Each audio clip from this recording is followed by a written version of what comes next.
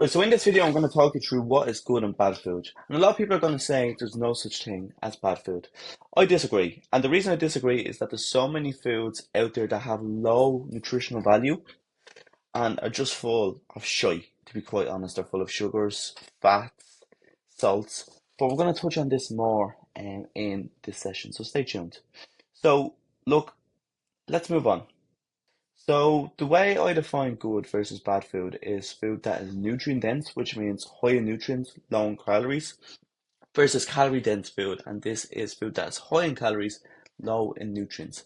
And some examples of nutrient dense food is your vegetables, your leafy greens, salmon, meat, cheese, eggs, essentially natural whole food. And on the right hand side, we have our calorie dense food, which is the likes of our fast food, our sweets, our chocolate, our refined carbs, bread, pasta, which is high in calories, but really low in nutrients. And think of it, if your calorie is an allowance, or your calorie count is an allowance per day, you want to be investing in the foods that give you the best bang for your buck, which is nutrient dense food. And just kind of echoing what I just said, in most cases, nutrient dense food is whole foods and foods that are natural in their state and are minimally processed. And then calorie dense foods are usually processed foods where they're stripped of the goodness, added with loads of preservatives, additives, sugar, and things like that.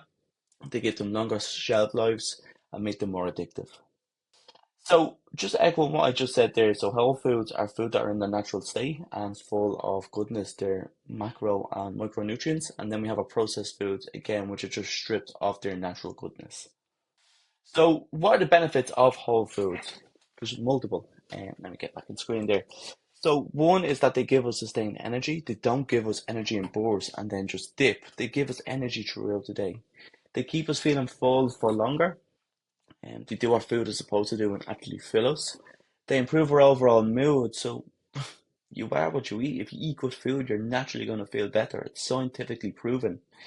And they support immune function, meaning that they prevent us getting sick or give us the best possible chance of reducing illness. And they're nutrient rich as well, so they provide everything that the body needs to function, our micro and macronutrients, the nutrients to repair ourselves, the nutrients to, have our muscles working, the nutrients to, create that hormone balance, and the list goes on. Then we have our ultra processed foods, and these are not as good. So they're high in sugars, fats, and sodium. They're full of artificial ingredients. They're designed to be addictive as well. You think of all the food companies, their main objective is to make money. So they will do everything in their powers to make their food to be addictive because when their food is addictive, the customer, which is you, is going to consume more of their food and therefore buy more of their food, which is going to lead to them making more money. Sugar, why do you think they make food convenient? Why do you think they make food full of salt? It's to make it addictive. So just let that sink in. And then ultra processed foods is going to cause illness. If you're not getting your macronutrients, your body's going to say no, and illnesses are going to creep up both in the short term, you're often going to get sick more frequently, but also in the long term as well. It's going to lead to diabetes, it's going to lead to heart disease, strokes, and etc. etc. So, what is ultra processed foods and are they, what's in them essentially? So, we have trans fats. This is your cooking oils and things like that, and it's found in most snacks, most sugars, your crisps, your chocolate, and things like that, and fast foods. And what this does is increases the risk of heart disease, increases fat gain, makes food really calorie dense, and also raises cholesterol as well. Then we have refined carbs. So this is your cereals, your sugary drinks, candy, and what these are essentially are foods which are stripped of the fiber and the natural goodness and full with other stuff as well. And these lead to food cravings. Why do you think if you eat a bowl of cereal, you're going to want another one, and then another one, and another one? It's because of the sugar spikes in them. They're also going to increase the risk of diabetes as well and lead to weight gain also. And then we have added sugars, so kind of similar to above, but a bit more worse. So this is sugar added to our chocolates, our sauces, our sodas, and what these lead to is increased weight gain, again diabetes and heart disease. So These are essentially the key ingredients that are in ultra processed foods, and more of a reason for us to stay away from them.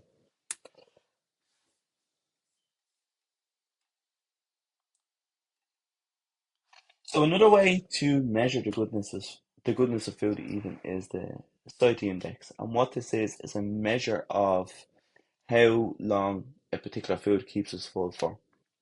And we can see the chart here on the right hand side. Potatoes, fish, porridge, oranges, apples, brown pasta, steak, all natural whole foods do the best job at keeping us full for longer. So if you want to suppress your hunger, these are the foods to aim for. And what makes foods score high on this index? Well, one is low calorie density. They're full of goodness, which kind of satisfy the body's cravings for nutrients as opposed to hunger, which leads us to not feeling hungry.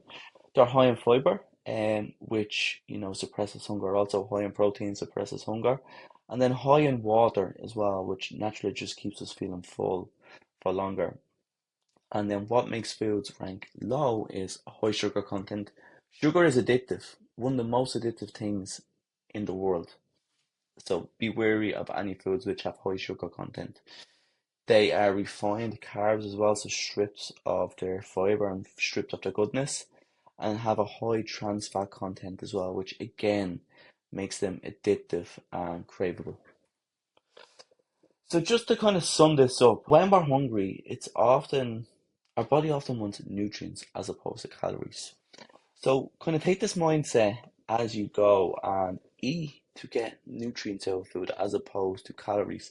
And when you have this mindset as well, you are naturally going to pivot towards whole foods to make sure you're getting your most bang from your buck from your diet as opposed to going for quick fixes, which serves your goal of hitting your calorie count per day, but you're not getting the goodness of the food that you should be getting as well. So just keep this in mind.